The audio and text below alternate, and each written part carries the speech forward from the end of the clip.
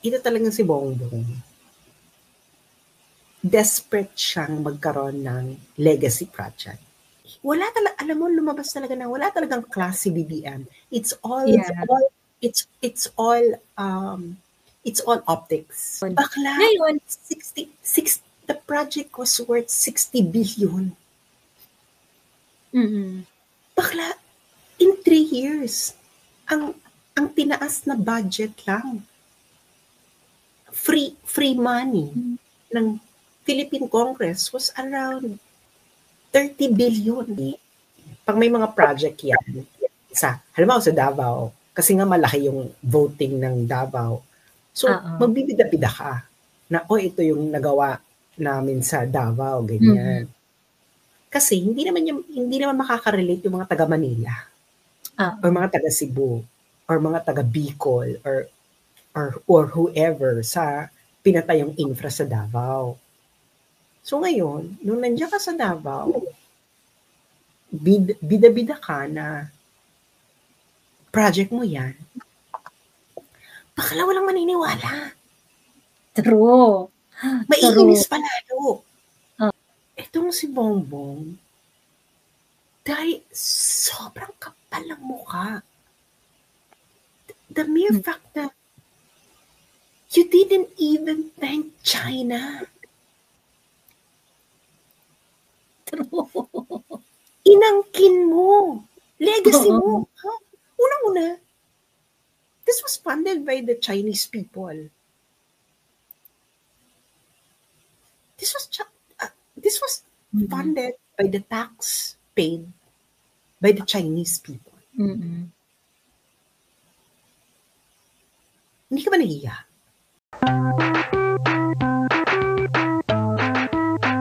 Siya. Ayan.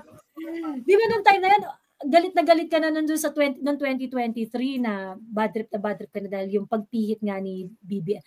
At that time, BBM also announced na lahat ng infrastructure project na may kinalaman sa China are going to be reviewed. Diba? I-review daw nila. Oo. I-renegotiate daw nila. Ganyan. Yung sabi mga nila, loans. Yung mga loans, correct. Ganito katimang si BBM. I-renegotiate. Ang loan sa China, nakapeg yan ng sa yuan. Okay? Yuan. Sa renminbi. Sa RMB. Okay. So pwede ka magbayad sa kanila in RMB. Ngayon, bakla, syempre, in foreign exchange, pero ngayon, humihina ang peso. So, do you see that the kind of vision this government has, na feeling niya, as time goes by, lalakas yung peso and you would get a better deal some time in the future. Bakla ngayon, anywhere you get a loan, kaya nga ang laki ng lumolobo ang utang ng Pilipinas. I don't know. Pag nag-loan ka ba, Joey, ng ganyan, the exchange rate when you took a loan would be the... Depende din sa terms. Depende din sa terms. Nakakita na ako ng contract na nakapeg siya at that time the contract was approved. So ibig sabihin ang magbe-bear ng cost nung changes ng forex is yung nagpa-loan. Ganon. Kasi siya yung may risk kasi paano kung tumaas, paano kung bumaba, ganyan. So ang magbe-bear ng risk yung nagpautang. Pero usually ang nagbe-bear ng loss talaga is yung umutang. So ngayon, kung tumaas yan, kung friendly ka naman sa China, di ba? Kaya naman mag-bear. Mas maganda naman yung economy. Tito! Uncle naman. So nakita niya na how stupid the the the government is. So ngayon, you cannot Force, take any loan. There's You lack of cannot take foresight. lack of foresight, lack of financial foresight. So ngayon, pag nag-loan ka, bakla, you had, paano na yun?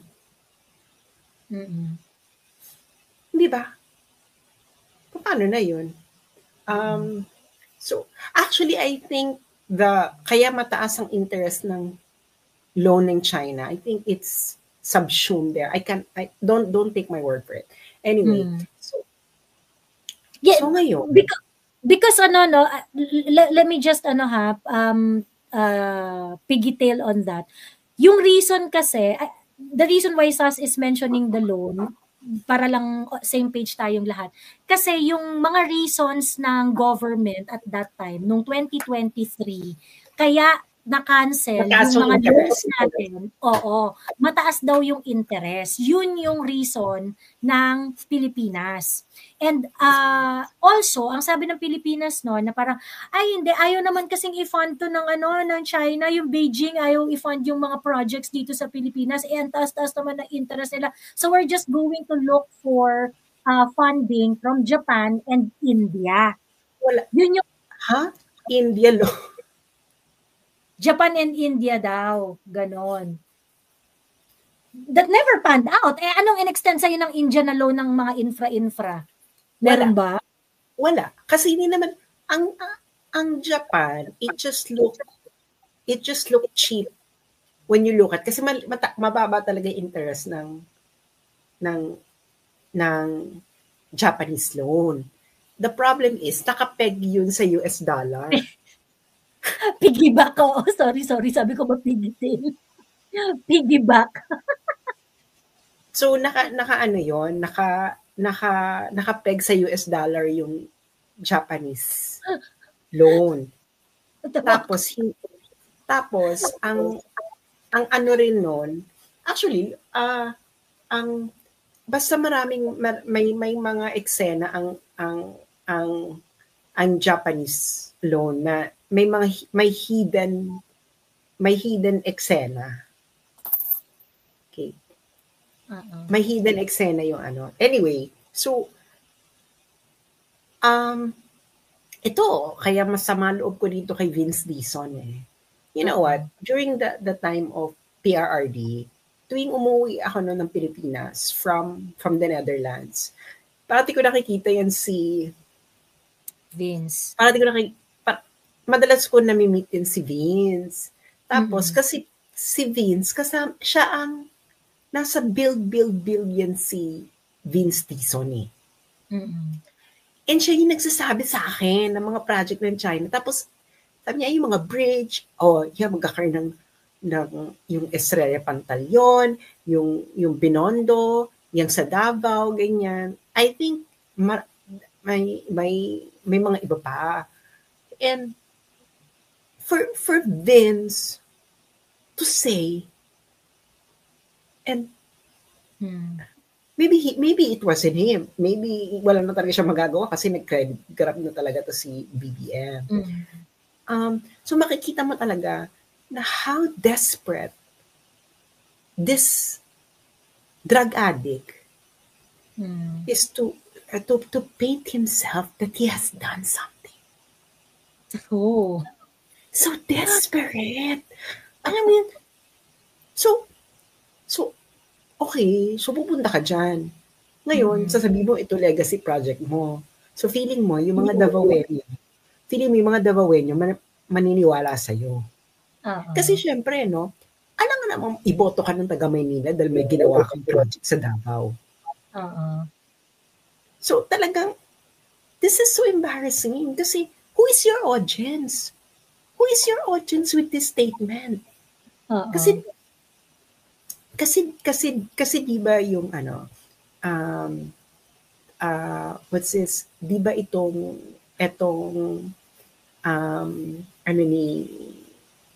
what's this ni BBM is hindi, yung mga politiko usually pag may mga project yan halimbawa sa Davao Kasi nga malaki yung voting ng Davao. So, magbibida-bida ka na, ito yung nagawa namin sa Davao, ganyan. Kasi hindi naman makaka-relate yung mga taga Manila or mga taga Cebu or mga taga Bicol or whoever sa pinatayong infra sa Davao.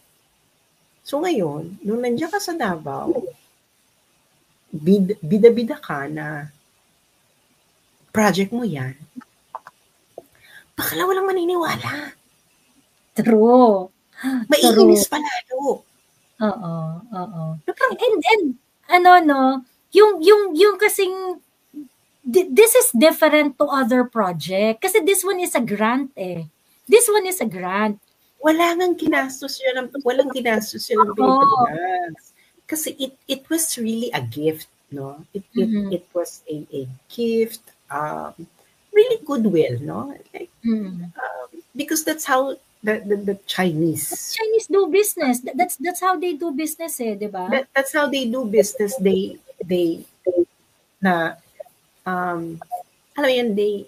will extend an olive branch, no? Lalo na with countries they have a conflict with, no?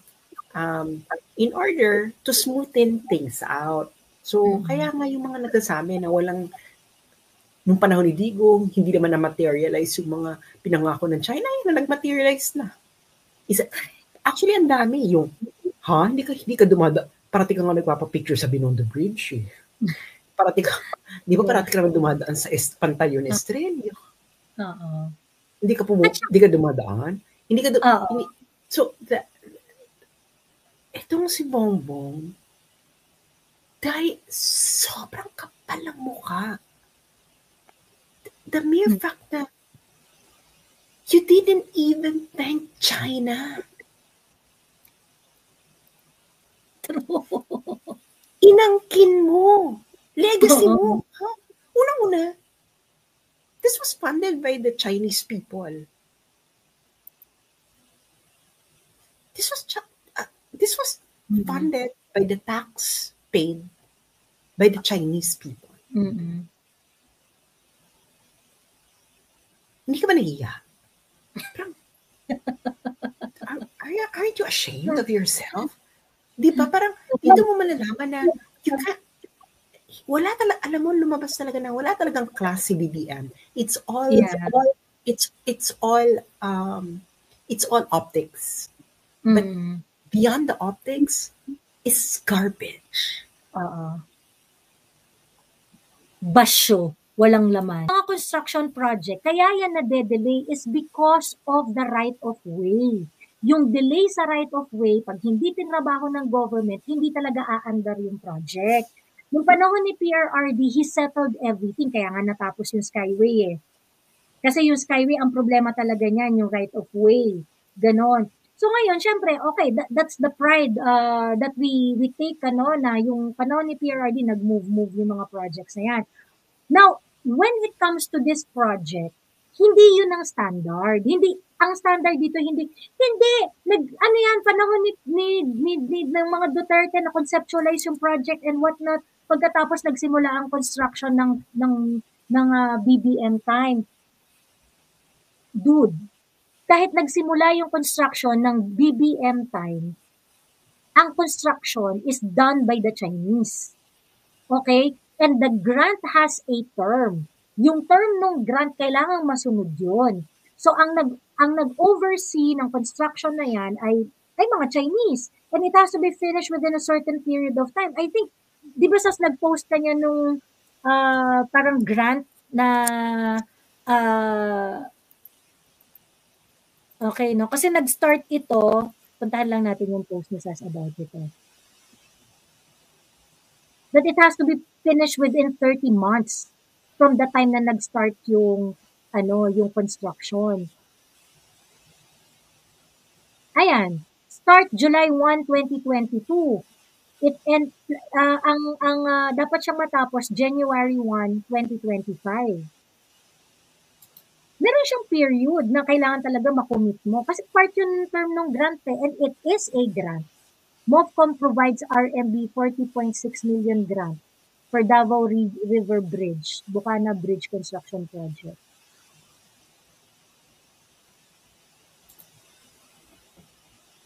Ayun. So, ano to, hindi mo ito po pwedeng sabihin, nag-start yung construction sa inyo kasi, so therefore, project nyo to. No.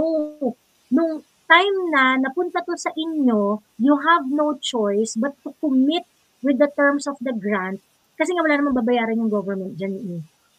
Wala namang babayaran. Ang role lang ni DPWH dito is to make an inspection na yung bridge, nasunod niya yung mga milestone na ina-expect so that China can pay the contractor na gumawa noon. Okay? So wala kang ambag diyan, ang ambag mo lang diyan mag-audit nung mag-audit nung milestones ng project. Yun lang yung ambag mo diyan. 'Di ba? It's not because of you. Kaya nangyari to. Parang baliw, no? July 1, yung July 2022 kasi, that was the time na sinabi na ng DPWH, go ahead. But that is just clerical work. Bakla, July 1. Hindi pa buong gobyerno mo niyan. Tapos aangkinin mo. Wala ka pang hindi pa buo yung cabinet secretaries mo dyan. Diba? No? Sira ulo, no? Ang kapal ng mukha. Ang nag-uusap na lang yan yung mga plantilya. Correct. Paper pushing lang yung dyan, role ng DPWH, paper pushing lang. Diba? Parang sira ulo si PBF. Bakla. Alam mo, baka ang makadali talaga kay BBM OD. I'll take it. Ibang klase ang kabangagan.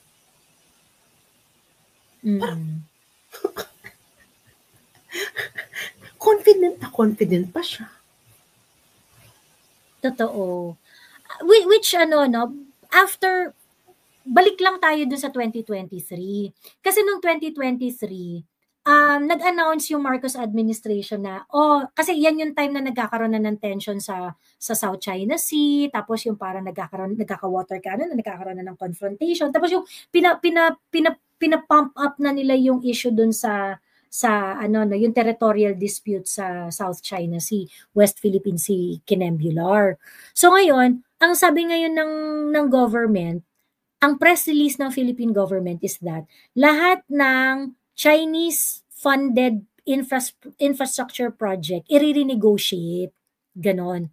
Until dumating na nga dun sa point na tinamaan na yung Mindanao Railway Project. Ang sabi ngayon ng Philippine government is that hindi na ito maitutuloy kasi nung tinitingnan namin yung project, ang taas ng interest. Lugi tayo dito. Pagkatapos, hindi naman nagre-react si China. So parang ayaw na, ganyan. Alam mo, ano na nangyari doon? Di ba sabi nila, baka yung US magpo-fund ng infra. Korea, Japan. Bakla. Anong petsa na? Matapos na yung term mo, wala kang na-secure para sa Mindanao Railway.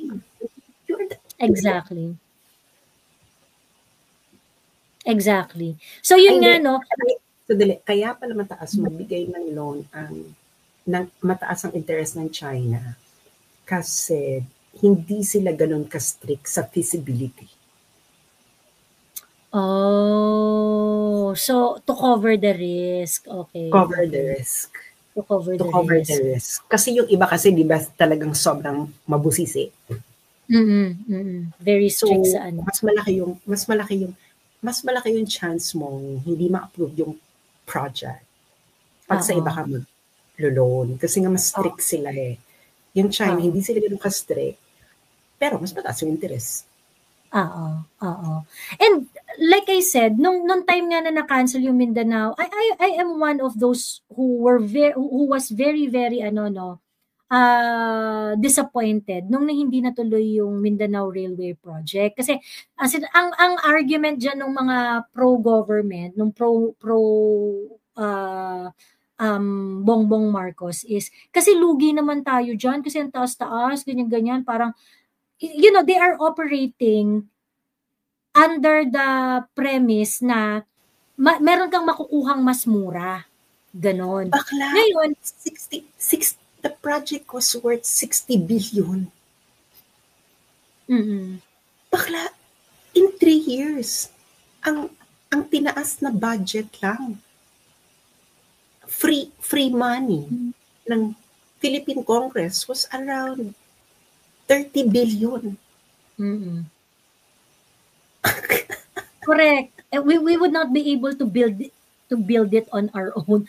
Yun nga Kaya nga parang mali kasi yung standard ng pagtingin nga natin doon. Pagkatapos magpapadala sila ng mga... Yun ang nandun ang eksena.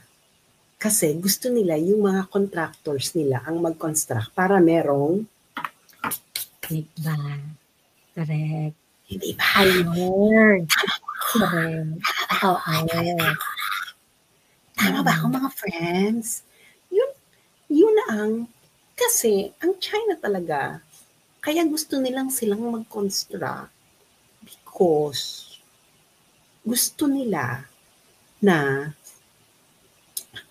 parang Japan. Japan din naman sila ang kailangan mag-construct Kaya tayong bansa sa corruption Diyos ko po naman. Pag infra, gusto talaga nila sila mag-construct. Girl, pati yung Spain, I believe merong bridge na yung LRT ata, yung sa train, yung extension. Spain ang nun So, Spanish din yung contractor. Gets nyo? Kasi, ang ganito ang patakaran ng mga bansa. Bakit sila nagpapautang ng infra? Yan ang tinatawag na quantitative easing.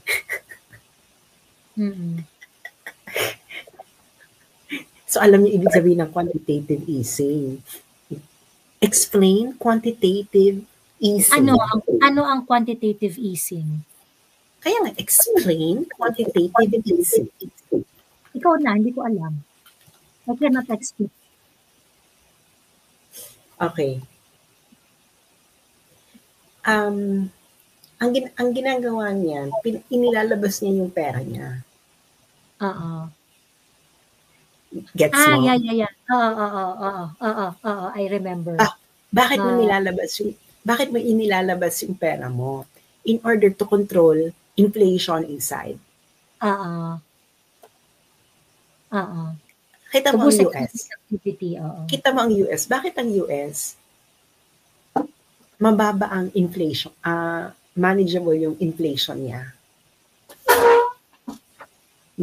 Manageable yung inflation niya. Kasi print siya ng print ng money. Ang daming umuutang sa US. Kasi nga mababa yung interest sa US. Kaya the US can keep can really control its inflation. Okay? Ngayon,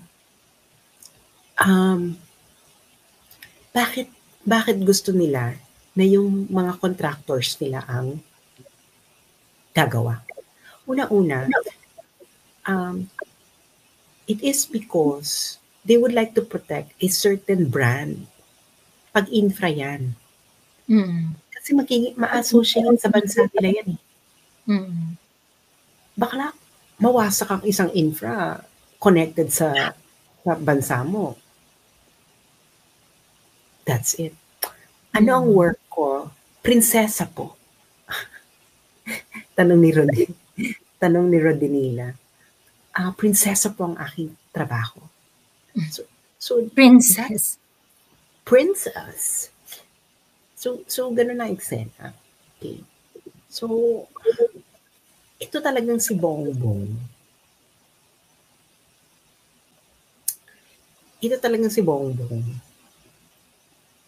Desperate siyang magkaroon ng legacy project. Hindi. Pogo ang kapalit sa tulay? Really? Matagal lang may pogo. Even before PRRD may pogo na. Kaya nga ginawang legal ang Pogo dahil laganap na ang Pogo noon before pa si PRRD nandiyan. Don't be so stupid. Ikalawa, huwag kayong mag-ano Pogo ang kapalit sa tulay. So, huwag mong gamitin ang Binondo Bridge. Ganun pala eh.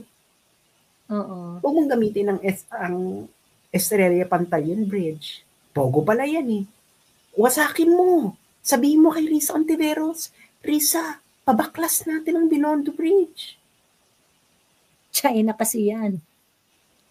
You know, yung mga ganyang comment, yung Pogo kapalit tulay, anong evidence mo? Oo, saan niyo nakuha yan, yung ganyang klaseng ano? Saan niyo na open, ano pangalan nun? Oo nga, open Owner ng Pogo, CCP. Bawal Really? sa China yung Pogo. Pero paano naging owner ng Pogo ang CCP? sobrang grabe nga yung crackdown nila sa gambling sa China. So, sige nga, ipaliwanag mo nga sa amin how. What's the evidence? Paano naging owner ang Chinese government ng gambling? Bakla, pinapasara nga nila yung mga gambling sa Macau. Hinuhuli nga nila yung mga gambling.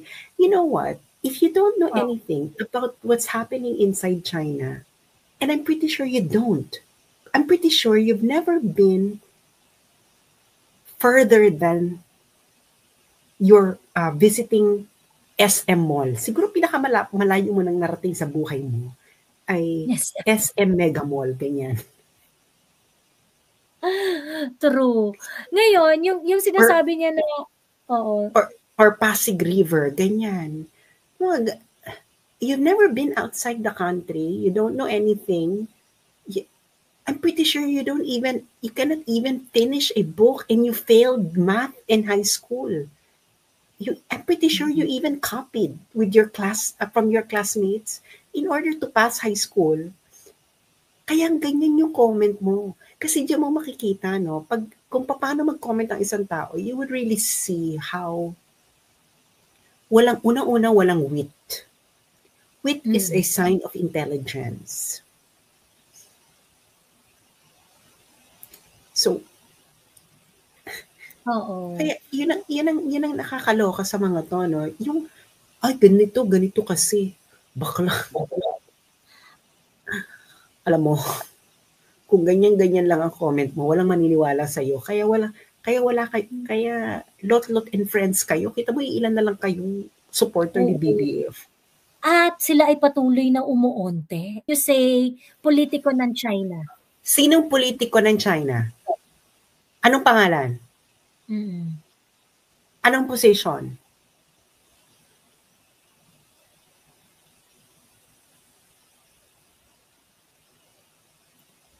Walang masasagot yan kasi nga nag-iimbento. Putang ina kayo, mga adik kayo. Oo. Open email to you. Yung pumalit sa Pogo. Yung pumalit sa Pogo, yung mga online gambling na ang target ay mga Pinoy, anong kapalit niyan? Anong kapalit niyan? Meron ba siyang kapalit na tulay? Doon lang tayo sa level ng logic mo, ha? Doon lang tayo sa level ng logic mo. Assuming na totoo yung sinasabi mo.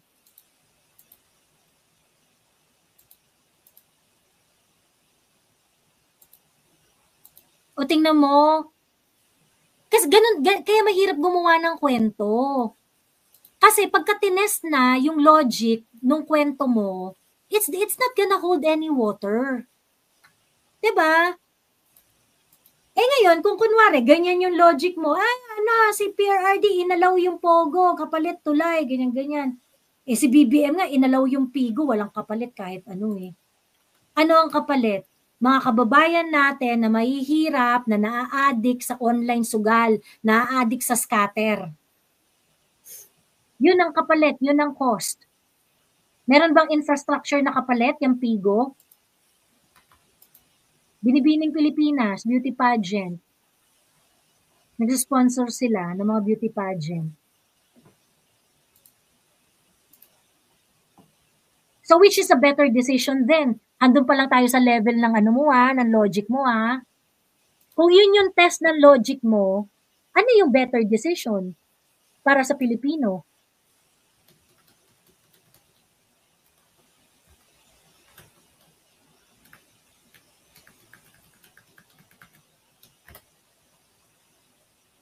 Ayun, open email, umakyat ka.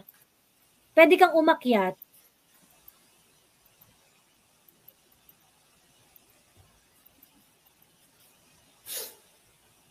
Ayun.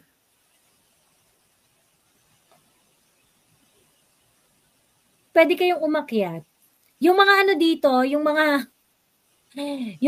DDH, pwede kayong umakyat. Kung gusto niyong umakyat. Ayan. Kasi nagsasabi na tinatolerate ni PRRD ang Pogo, that's not true. Niregulate niya. Nag-close yung work ko sa Pogo. Sabi ni ASM Marvel. Ayan. Di ba kaya nasa Pinas yung Pogo? Kasi ayaw ng Chinese government ang sugal sa kanila. Tapos government pa nila magfa-fund, sabi ni Floren Carlo. Ayun nga. At saka matindi yung crackdown ng Chinese government sa sugal. So you mean to say, yung China, fina-funding niya yung may-ari nila, Pogo, para biktimahin yung kanilang sariling citizens. Sariling citizens. So bakit hindi pa nag-revolusyon dito kung ganun pala? Alam mo, anong expose mo pa, gawin mo expose yan. Bongga yan. Kung totoo yan, naku, mapapabagsak mo ang China. Ang gobyerno. Dito, it's your time to shine.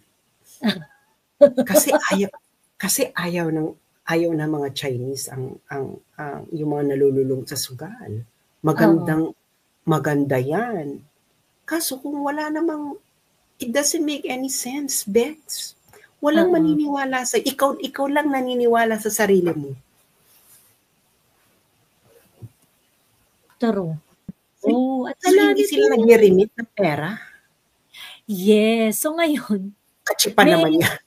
Sobrang ABS-CBN.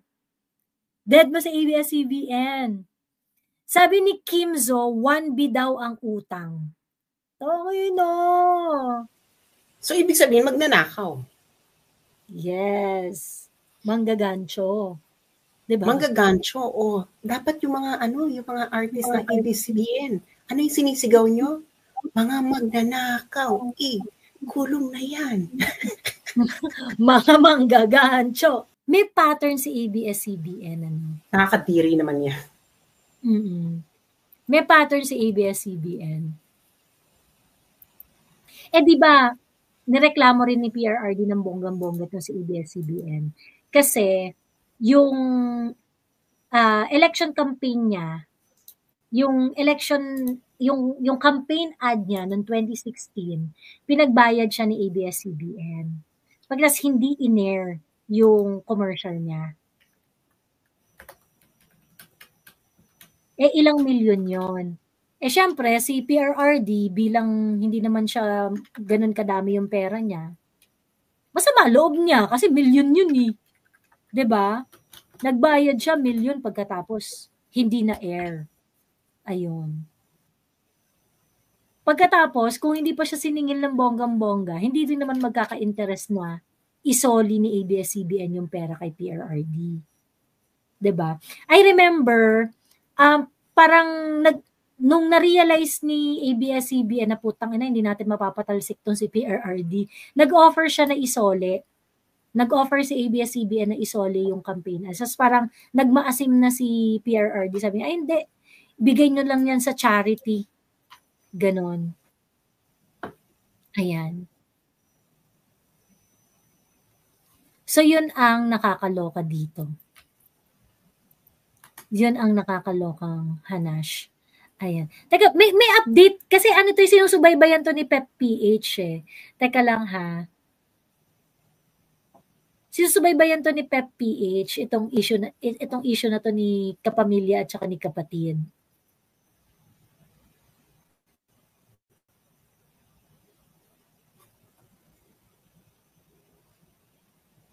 Ayan.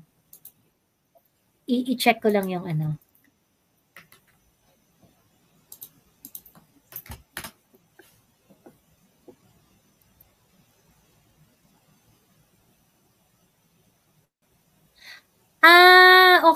Okay. Ano pala, ang nauna palang naglabas ng statement si ABS-CBN.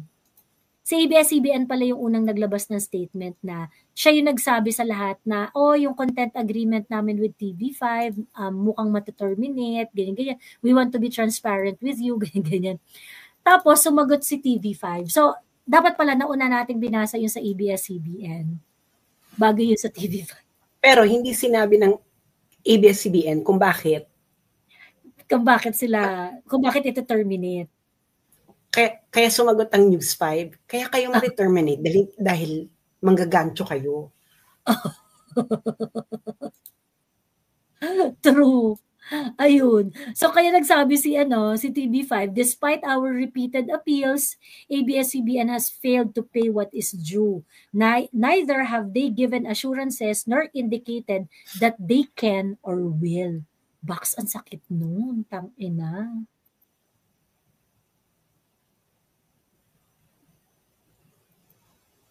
Ano nangyari sa mga kita ninyo, ABS-CBN?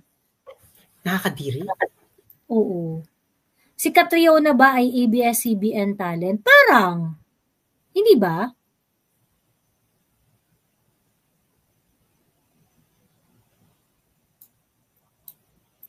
Ayun. Kapatid versus kapamilya, parang Kim Chu lang. Binuhos sa Bini. Ayan. Ma'am Joey, dahil napag-usapan naman ang ABS at TV5, natalakay nyo na ba ang kay Kim Chu versus Sisterette? Did she tell her ate bawal lumabas? Ay, in fairness, naaawa ko kay Kim Chu. Mahirap talaga magkaroon ng kapamilyang sugarol. Ubusin talaga niyan lahat ng pinaghirapan mo. Diba? Tapos considering na, I'm pretty sure, ang laki na ng, kasi diba, pagka ABS-CBN, malakas magbayad ng artista yung ABS-CBN. Diba? Sugarol daw. Endorser pa si Kim Chu ng sugal. Endorser ba si Kim Chu ng sugal? Yes. Anong sabi niya? Sabi niya, late ako sa video if yung Pogo kung nagsamula before yung tulay. I stand corrected. I'm just thinking BBM cannot claim the bridge. Well, BBM cannot claim the bridge. At hindi yun dependent sa Pogo. Alam mo, masasabi ko lang kay BBM, pahulas ka na, pre. Pababa na ng tama, no? Pahulas na. Pahulas na. Nakakaloka. Anyway, ano palang masasabi mo dun sa resignation ni Babe Singson sa ICI?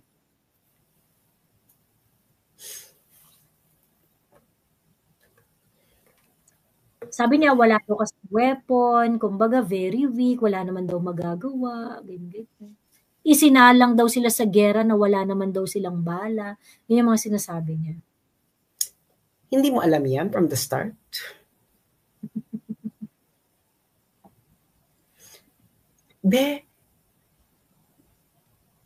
Ano yan? Papasok. Hindi ka man na nagtanong o anong terms ng ICI? Anong responsibilities? Anong power?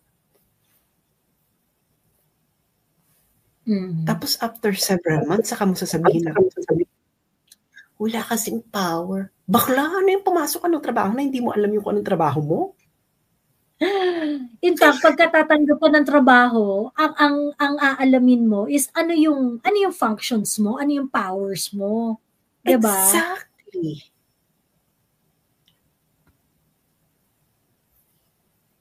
Yun ang masasabi ko doon. So actually, yung ICI na yan, it's an excuse for all the people involved para pahabain yung mga kaso-kaso. Exactly. Saka para Para kunwari may ginagawa, nag-iimbestiga kami nag-iimbestiga kami. Correct. Pagkatapos, it gives a lot of I really don't reasons. understand bakit kailangan i-invite, kakausapin, may ICI. Bakla. Wala kang evidence na? Ang laki That you can procure on your own, di ba? Oo. Bakit kailangan mo kausapin yung suspect? I really feel that yung ICI na yan is just going to give a wing room para dun sa mga mai-involve dyan para magkaroon ng another layer of questioning and legal processes kapag ka nagkaroon na ng demandahan. Kasi iko-question mo pa yung constitutionality niya. Abangan ang mga susunod na kabanata. Pasalamat ka dun sa mga nag-abuloy. Ay, may mga nag-abuloy pa? Oo. Ako. Oy, nag-abuloy ka pa? Oo, no? Maraming salamat sa mga nag-abuloy. Thank you so much. At thank you at ako inyong binisita. Sa kabilang buhay. Ako inyong pinayagang magkatawang lupa for the moment. True. Ayan. Thank you. Maraming salamat.